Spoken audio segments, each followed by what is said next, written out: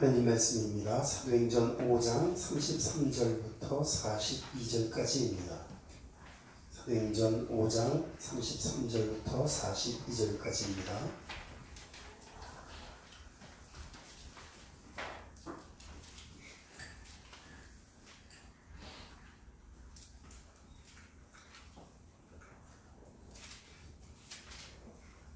사도행전 5장 33절부터 42절까지입니다. 그들이 듣고 크게 노하여 사도들을 없이 하고자 할세 바리새인 가말리엘은 율법 교사로 모든 백성에게 등용을 받는 자라. 공회 중에 일어나 명하여 사도들을 잠깐 밖에 나가게 하고 말하되 이스라엘 사람들아 너희가 이 사람들에게 대하여 어떻게 하려는지 조심하라. 이전에 드다가 일어나 스스로 선전하며 사람이 약 400명이나 따르더니 그가 죽임을 당하며 따르던 모든 사람들이 흩어져 없어졌고 그 후 호적할 때에 갈릴리의 유다가 일어나 백성을 꾀어 따르게 하다가 그도 망한즉 따르던 모든 사람들이 흩어졌느니라. 이제 내가 너희에게 말하니 이 사람들을 상관하지 말고 버려두라. 이 사상과 이 불행이 사람으로부터 났으면 무너질 것이요 만일 하나님께로부터 났으면 너희가 그들을 무너뜨릴 수 없겠고 도리어 하나님을 대적하는 자가 될까 하노라 하니 그들이 옳게 여겨 사도들을 불러들여 채찍질하며 예수의 이름으로 말하는 것을 금하고 놓으니 사도들은 그 이름을 위하여 능욕받는 일에 합당한 자로 여기심을 기뻐하면서 공회 앞을 떠나니라. 그들이 날마다 성전에 있든지 집에 있든지 예수는 그리스도라고 가르치기와 전도하기를 그치지 아니하니라. 아멘.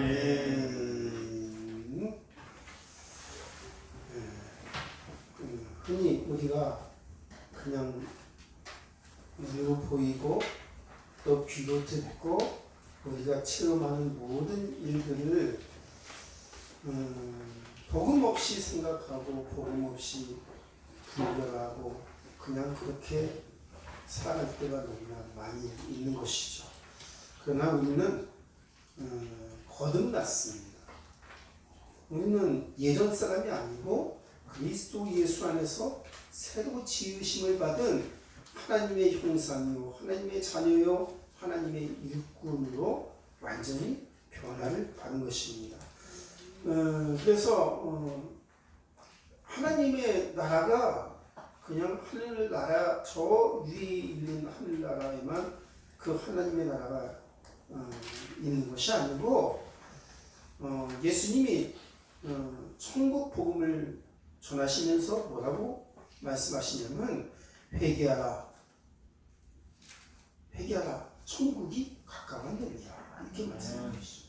그러니까 하나님의 나라가 우리가 예수 믿을 때 하나님을 믿을 때 그 하나님의 나라가 우리 마음속에 임한 겁니다. 그러니까 우리가 하늘나라를 천국을 가지고 막 애쓰는 게 아니라 예수님이 우리 속에 들어오실 때 우리를 하나님의 성전으로 삼으실 때 그 예수님과 함께 하나님과 함께 하나님의 나라가 그 하나님의 지혜와 그 능력이 우리 속에 함께 임한 것입니다. 그래서 우리는 이제는 옛날에 내가 하나님이 없이 살던 그런 생각과 그런 환경 속에서 사는 것이 아니라 우리는 하나님이 함께하는 이 엄연한 사실 속에서 주님과 동행하며 우리의 남은 육체의 삶을 살아가는 것입니다. 그러면 이제 이게 우리는 막 자꾸만 생각을 해보면 그 생각이 깊어지면 거기에 그 능력이 나타납니다. 우리 믿음도 마찬가지죠. 내가 나 예수를 믿어하고 그냥 흘려버리고 그냥 별로 깊이 생각을 안 하면은 그 믿음이 깊어지지가 않습니다. 그런데 이 믿음이 과연 무엇일까?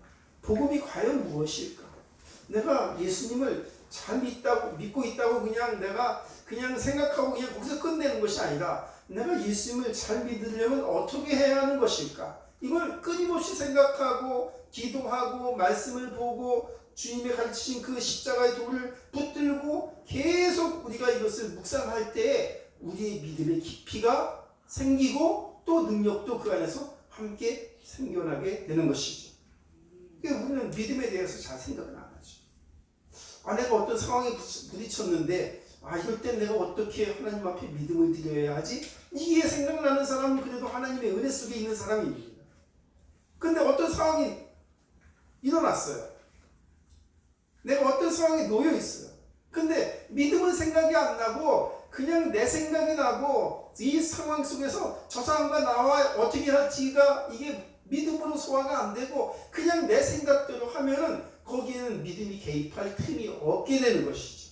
그래서 우리는 항상 모든 일에 믿음으로 생각하고 믿음으로 성령의 인도를 받을 수 있도록 우리의 체질과 습관과 생각이 복음화 되기를 하나님 앞에 기도를 해야 되는 것입니다. 그럼 믿음이라는 게 무엇일까요? 믿음의 근거는 무엇일까요? 사람들은 내가 하나님을 믿기 위해서는 뭔가 눈에 보여야 한다고 생각하는 사람들이 많이 있습니다. 그러나 하나님의 나라는 눈으로 보고 믿는 게 아닙니다. 예수님도 눈으로 보고 믿는 게 분명히 아니죠. 예수님 눈에 보이시나요? 하나님 눈에 보이시나요? 하나님의 나라도 눈에 보이나요? 보이지 않죠. 우리의 눈으로 직접 볼 수 있는 것은 아무것도 없습니다. 그래서 예수 믿는 게, 하나님 믿는 게 조금 어려울 수 있다 이런 생각이 들어요. 왜냐하면 우상은 모양이라도 있잖아요, 그죠? 그러니까 거기다 대고 비나이다 하는데 뭔가 가면은 무슨 형상을 만들어 놓고 무슨 분위기를 갖다 정말 너무 경건하고 엄숙하게 해놓으면 절간에 가면 분위기 어떻죠? 엄숙하죠, 그죠? 그냥 부처가 탁 서 있고 거기 앉아서 이러고 있고요. 그 다음에 그냥 풍경 소리 들리고요. 목탁 두드리는 소리 들리고요. 아마 너무 고척한 분위기 속에서 뭔가 경건한 분위기가 들잖아요, 그죠? 성당에 가도 마찬가지죠. 그냥 좌우로 그냥 스테인드 글라스가 화려하게 장식이 되어 있고 예수님 십자가에 못 박혀서 가시물리가 쓰고 있는 그 형상이 탁 보이고 그 앞에는 큰 십자가가 있고 이러면서 굉장히 경건한 분위기가 있죠, 그죠? 근데 교회는 그런 분위기가 좀 없죠. 상대적으로 그냥 달랑 달려 있는 건 그냥 십자가 하나 달려 있는 것 뿐이에요. 안 보이는 것을 믿는 게 믿음입니다. 그러면 안 보이는 것을 믿는데 도대체 무슨 근거로 믿냐? 이게 문제인 거예요. 근데 성경에 보니까 로마서에 보니까 믿음으로 말미암아 믿음에 이른다고 말하고 있습니다. 그러니까 믿음의 근거는 눈에 보이는 것도 아니고요. 아무 이 세상에 있는 것이 아닙니다. 근데 보니까는 이 천하 만물을 볼 때도 그 속에 하나님의 영광이 있다고 말하죠, 그죠? 그러니까 새들이 날아다니고 바위가 산이 그냥 자연이 아름다운 것을 보면 분명히 하나님이 그렇게 짓지 아니하면 이렇게 아름다울 수가 없고 그렇게 체계적으로 그렇게 조화를 이루면서 세상에 존재할 수 없다 이렇게 말하는 사람들이 있죠. 분명 그건 사실입니다. 그런데 그 사실을 갖고 하나님을 알 수 있을까요? 하나님을 믿을 수 있을까요? 예수님을 믿을 수 있을까요? 성경은 그것만으로는 하나님을 믿을 수 없다고 말을 하고 있습니다. 예수님이 뭐라고 말씀하시냐면 나는 길이요 진리요 생명이니 나로 말미암자고는 아버지께로 올 자가 없다 이렇게 말씀하십니다. 예수님은 하나님 만나는 길이십니다. 하나님 나라로 들어가는 길이십니다. 그 예수님을 통해서만 우리는 하나님을 만나고 구원을 받고 하나님의 백성 된 것을 믿으며 하나님 눈에 보이지 않지만 그분이 실제하고 실존하시고 역사하시고 일하시는 것을 우리가 비로소 믿게 되는 것입니다. 우리는 우리의 믿음에 주가 있습니다. 주로 누구를 믿어야 되냐면 예수님을 믿어야 합니다. 믿음의 주여 우리를 온전케 하신 이 예수를 바라보자. 예수님이 누구시라고요? 믿음의 주이시라는 거예요. 그러니까 예수님 믿지 않고는 아무것도 믿을 수가 없습니다. 예수님을 통해서 우리는 비로소 믿음이 완성되는 것입니다. 그러므로 우리에게 중요한 것은 무엇일까요? 예수님이 중요합니다. 성경을 읽으면서 우리는 무엇을 믿어야 될까요? 하나님 믿으면 이렇게 복을 주신대. 하나님을 믿으면 이렇게 능력을 주신대. 하나님을 믿으면 이렇게 우리 집이 잘 되는데 등등의 그런 것을 믿는 것이 아니라 성경을 통해서 우리는 복의 근원이 되시는 만물의 창조주를 모든 만물을 창조하신 우리 주 예수를 믿을 때 그 복이 우리에게 임하는 것을 믿는 것입니다. 아멘. 모든 것은 주님을 통하여 우리에게 모든 것이 허락되는 것입니다. 우리의 기도도 누구의 이름으로 기도하죠? 예수 이름으로 기도합니다. 왜냐하면 모든 만물이 그로 말미암아 지음을 받았고 모든 일들이 그를 통해서 모든 것이 다스려지고 있기 때문에 우리는 기도하는 것도 예수 이름으로 기도하는 것입니다. 그분이 단 한 분이신 구원자이십니다. 그러면 우리가 주님을 믿고 그 주님을 어떻게 믿냐 하면 그 주님을 십자가에 못 박힌 주님으로 믿는 것입니다. 십자가에 못 박힌 주님. 누구를 위하여 십자가에 못 박혔다고요? 나를 위하여 십자가에 못 박히신 주님으로 믿는 겁니다. 물론 다른 사람들도 위해서 십자가에 못 박혔어요. 그러나 내가 믿을 때는 나를 위하여 십자가에 못 박히신 주님으로 내가 믿는 겁니다. 그럼 나를 위하여 십자가에 못 박혔다. 이 말은 뭐냐면 주님이 나를 위하여 십자가에 못 박히셔서 내 죄를 십자가에서 사해 주시고 도말하시고 내가 죄의 싹에서 자유로워지고 이제 내가 하나님의 의를 얻은 하나님의 자녀가 되었다. 이렇게 믿는 거예요. 근데 중요한 건 뭐냐면 주님 혼자서 못 박힌 게 아니고 주님이 못 박히실 때 나도 함께 십자가에 못 박힌 것을 믿는 것을 십자가의 도를 믿는다. 이렇게 말하는 것입니다. 주님은 못 박히셨는데 나는 십자가에 못 박히지 않았어요. 그럼 그거는 십자가를 믿는 게 아니에요. 십자가에 못 박힌 주님을 바라볼 때 우리는 주님이 못 박힐 때 나도 함께 저 십자가에 나도 함께 못 박히는구나. 이렇게 믿는 거예요. 그러면 십자가에 못 박힐 때 어떤 일이 일어났나요? 예수님이 십자가에 못 박힐 때 우리의 모든 죄가 사해졌습니다. 우리도 마찬가지죠. 우리도 십자가에 못 박힐 때 우리의 정과 욕심을 함께 십자가에 못 박고 우리는 이제 죄의 노예가 아니라 죄의 종이 아니라 죄로부터 자유로운 하나님의 형상이 되어진 것입니다. 그럼 우리는 죄를 이길 힘을 얻은 거예요. 전에는 죄의 종이었어요. 죄가 끄는 대로 갔어요. 세상을 따라갔어요. 그렇지만 이제는 우리는 십자가의 정과 욕심을 못 박았기 때문에 세상의 노예도 아니고 죄의 종도 아니고 이제는 우리는 의의 종이 되어서 하나님을 넉넉히 따라갈 수 있는 선한 일을 할 수 있는 그런 하나님의 일꾼이 되었다는 것입니다. 그래서 바울이 고백을 합니다. 이제는 내가 십자가와 함께 내가 그리스도와 함께 십자가에 못 박혔나니 그런즉 이제는 내가 사는 것이 아니요 내 안에 주께서 사신 것이라. 내가 사는 게 아니에요. 누가 산다고요? 내 안에? 주님이 사시는 거예요. 주님이 사시는 것을 따라 내가 사는 거예요. 이제 내 삶은 내 생이 아니라 주님의 생인 것이에요. 그러면 이제 우리는 목적이 뚜렷해지죠. 하나님, 내 목적이 아니라 주님의 목적을 붙든 자가 되기를 원합니다. 내가 하고 싶은 것을 하면서 사는 것이 아니라 주님이 기뻐하고 주님이 소원하는 것을 붙들고 살아가는 그런 하나님의 일꾼이 되기를 원합니다. 그러면서 주님을 따라가는 것입니다. 그래서 우리는 교회에 와서 같은 얘기를 계속 듣는 것이죠.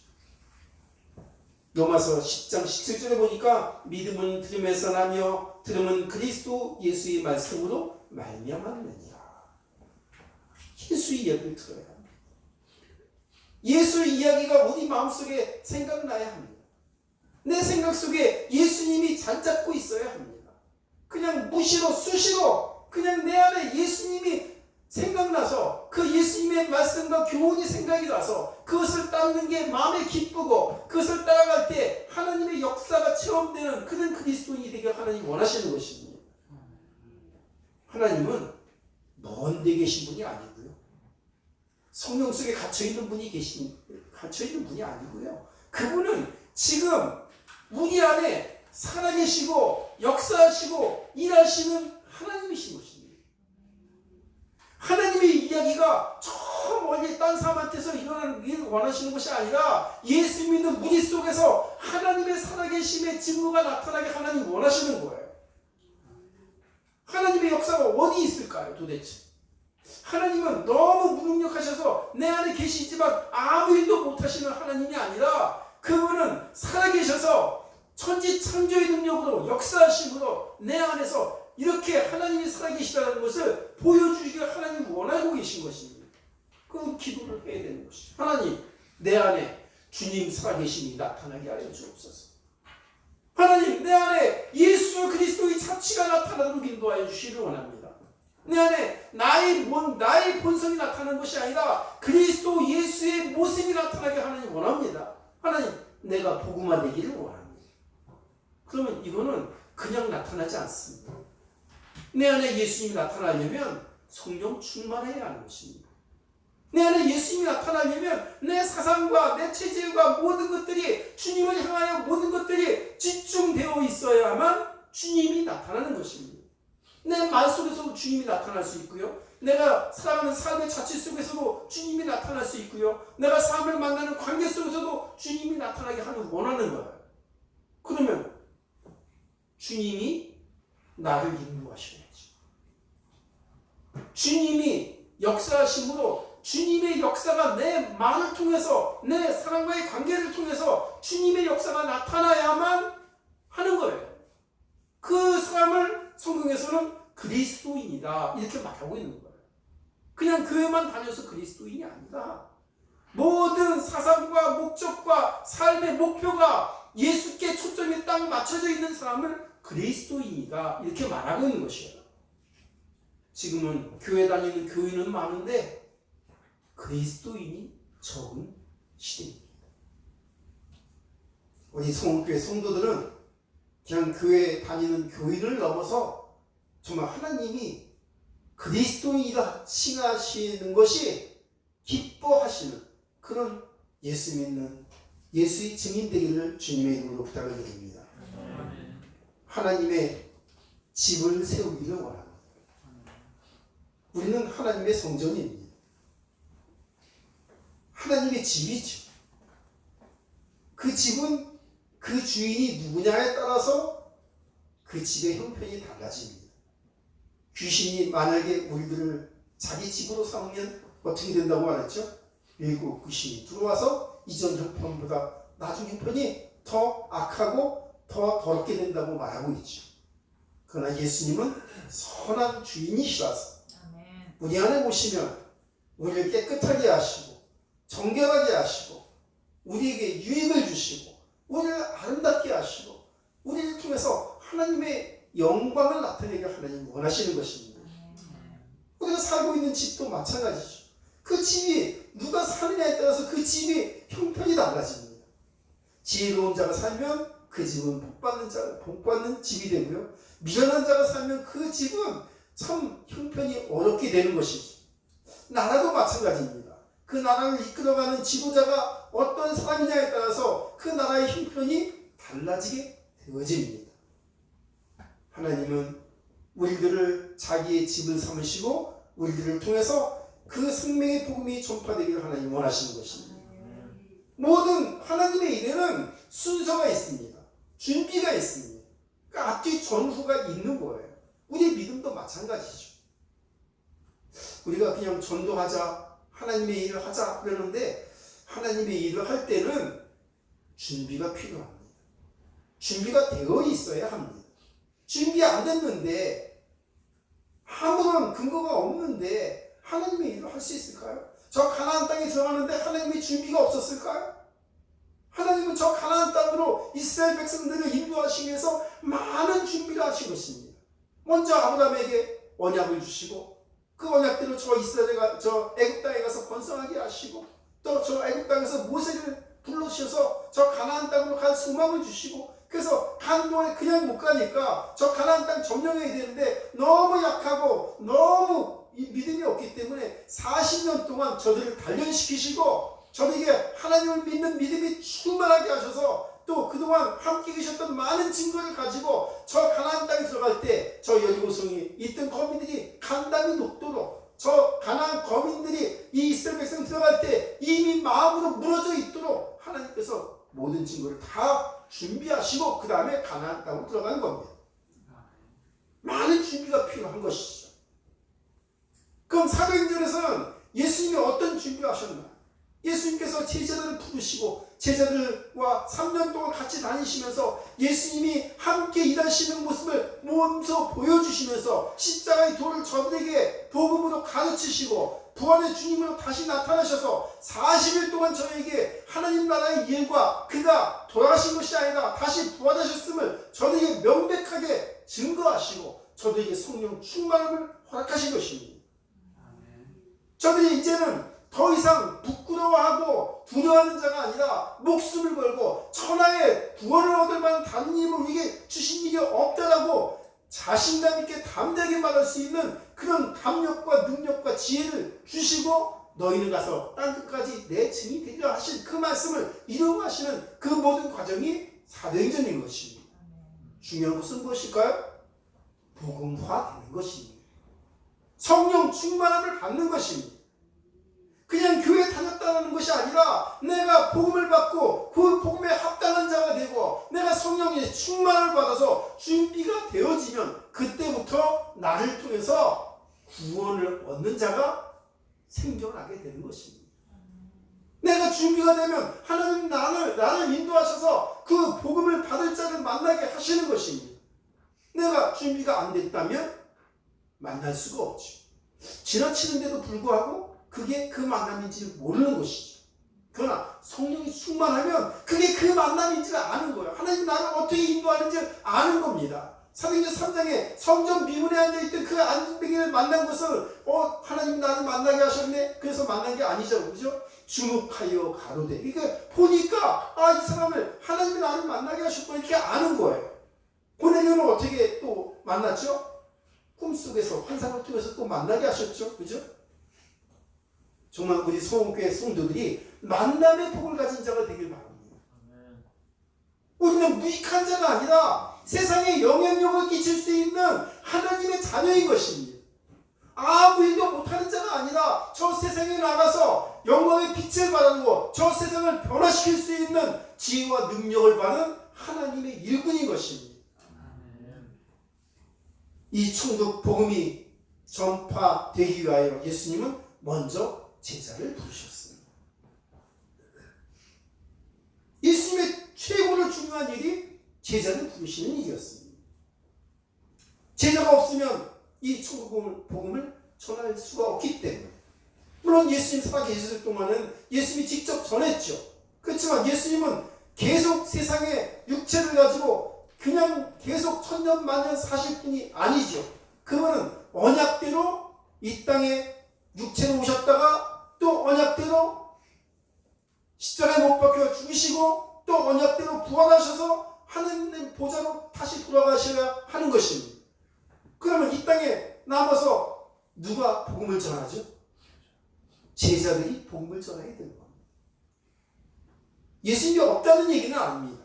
예수님이 일하시지 않는다는 얘기는 아니에요. 그렇지만 저들 마음속에 성령으로 역사하시고 그 모든 일들을 우리들을 통해서 하실 수 있도록 우리에게 위임을 하신 것입니다. 그럼 우리는 복음 전하는 자가 되게 되는 거죠. 지금은 우리나라도 교회가 점점 약화되고 있습니다. 보니까 너무나 어려워서 식당들도 문 닫는 식당들이 많고 근데 교회도 예외가 아니어서 교회도 문 닫는 교회가 속출하고 있다. 큰 교회는 경매로 나오는 교회들이 또 무지하게 많이 늘어나고 있다고 합니다. 이렇게 어려운 때 우리가 너무 어려워 힘들어 빨리 이거 지나가야 돼 이렇게 그냥 너무 소극적으로 생각하고 있으면 이거 절대로 이길 수가 없습니다. 그 나훈아가 그런 얘기를 하는데 이까짓 거 코로나19가 무언데 그러면서 이기자고 그런 말을 할 때 저 사람 좀 간이 크다 그런 생각이 들었어요. 질 수 없어요.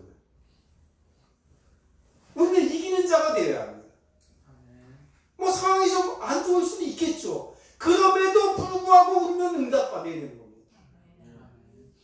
핍박이 오죠. 핍박받으니까 이거 복음을 전할 수가 없네. 저 핍박받는 자들을 좀 물려주세요. 저 핍박을 좀 우리가 벗어나야 되겠는데 저들을 좀 막아주세요. 이렇게 사도들이 기도했나요?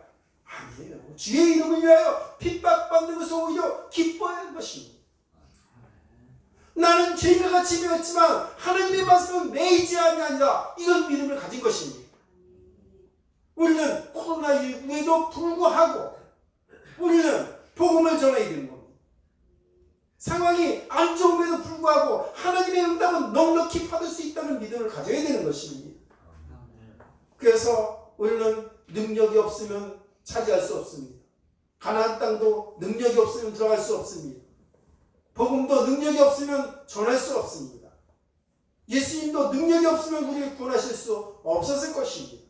그러나 예수님은 능력자이십니다. 그분이 찾으시고자 하신다면, 그분이 구원하시고자 하신다면 그 구원을 막을 자가 없다고 성경이 말하고 있습니다. 그래서 그 능력은 언제 생기냐면 우리가 복음화될 때의 능력이 나타나는 것입니다. 정말 우리가 복음화되기 위하여, 성령 충만하기 위하여 기도할 수 있기를 바랍니다. 그래서 교회도 힘을 얻고, 그래서 저 현장에 복음을 전할 수 있는 그런 하나님의 일꾼이고 또 하나님의 교회가 되도록 우리가 해야 될 것입니다. 제가 기도하는 것이 있습니다. 저번 주에도 제가 그런 말씀드렸거든요. 이제는 이 박병호 목사의 그 믿음이 시험대에 올려집니다.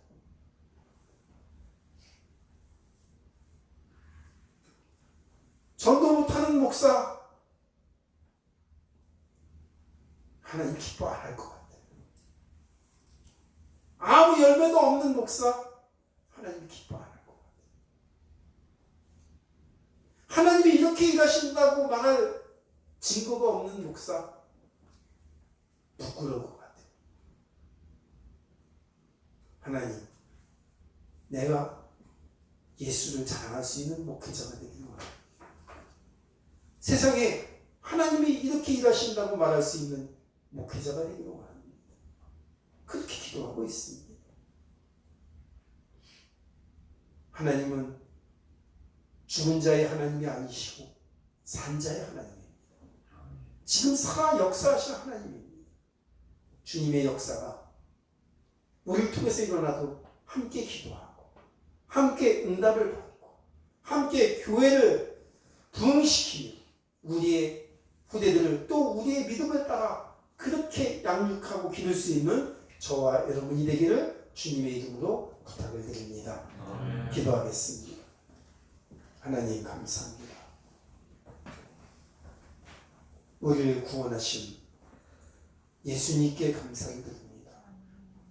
우리를 구원하실 때 그냥 아무 뜻 없이 나 혼자만 구원받으라고 우리를 구원하신 것이 아니라 내가 구원을 받고 또 나를 통해서 내 자녀가 구원을 받고 내 집이 구원을 받고 가문이 구원을 받고 내가 알고 내가 만나는 사람을 구원케 하시려고 또 이 민족을 구원하신 예수님께서 천하만민에게 이 복음을 전하게 하시려고 우리 대한민국을 구원하신 것 감사를 드립니다. 주 믿는 하나님의 백성들에게 은혜를 주시기를 원합니다.